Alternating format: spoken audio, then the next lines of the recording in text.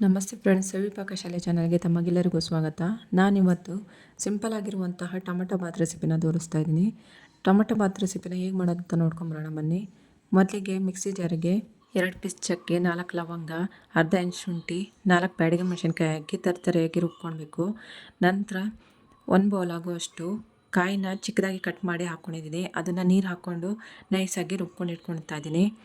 ಈಗ ಕುಕ್ಕರ್ಗೆ 2 ಟೇಬಲ್ ಸ್ಪೂನಷ್ಟು ಎಣ್ಣೆ, 2 ಸ್ಪೂನು ತುಪ್ಪ, ಇದೆರಡು ಚೆನ್ನಾಗಿ ಕಾದ್ರ ಮೇಲೆ ಅದಕ್ಕೆ 2 ಪೀಸ್ ಚಕ್ಕೆ, 4 ಲವಂಗ, 1/4 ಟೀ ಸ್ಪೂನಷ್ಟು ಅರಿಶಿನ ಪುಡಿ ಹಾಕಿ ಚೆನ್ನಾಗಿ ಎಣ್ಣೆಯಲ್ಲಿ ಫ್ರೈ ಮಾಡ್ಕೊಳ್ಬೇಕು. ನಂತರ ಇದಕ್ಕೆ ಚಿಕ್ಕದಾಗಿ ಕಟ್ ಮಾಡಿರುವಂತಹ ಪುದೀನ ಸೊಪ್ಪು ಮತ್ತು ಕೊತ್ತಂಬರಿ ಸೊಪ್ಪನ್ನ ಹಾಕಿ ಚೆನ್ನಾಗಿ ಎಣ್ಣೆಯಲ್ಲಿ ಫ್ರೈ ಮಾಡ್ಕೊಳ್ಳೋಣ.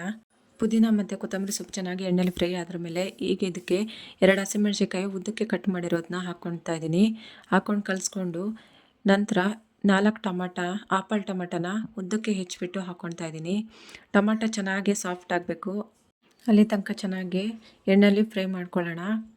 ಈಗ ಇದಕ್ಕೆ ತೊಳೆದಿಟ್ಟಿರುವಂತಹ ಅಕ್ಕಿನ ಹಾಕ್ಕೊಳ್ತಾ ಇದ್ದೀನಿ.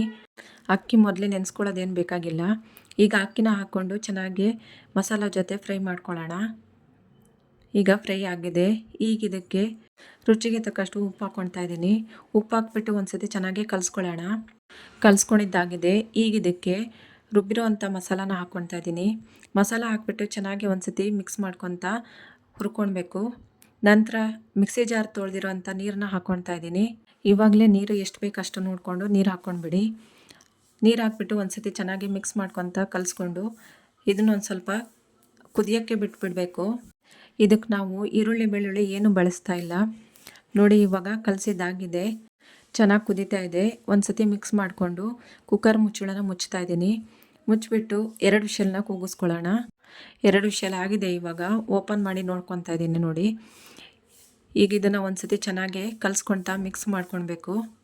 ಕಲಸಿದ್ದಾಗಿದೆ. ಇವಾಗ ನೋಡಿ ಫ್ರೆಂಡ್ಸ್, ಎಷ್ಟು ಚೆನ್ನಾಗಿ ಟೊಮೆಟೊ ಬಾತ್ ರೆಡಿಯಾಗಿದೆ ಅಂತ ಹೇಳ್ಕೊಂಡು ನೋಡಿದ್ರಲ್ವ. ಕಡಿಮೆ ಸಾಮಗ್ರಿ ಬಳಸ್ಕೊಂಡು ಟೊಮೆಟೊ ಬಾತ್ ಎಷ್ಟು ಬೇಗ ಮಾಡ್ಕೊಳ್ಬೋದು ಅಂತ ಹೇಳ್ಕೊಂಡು. ಇಷ್ಟ ಆದರೆ ನೀವು ನಿಮ್ಮ ಮನೇಲಿ ಒಂದ್ಸತಿ ಟ್ರೈ ಮಾಡಿ ನೋಡಿ. Thank you for watching.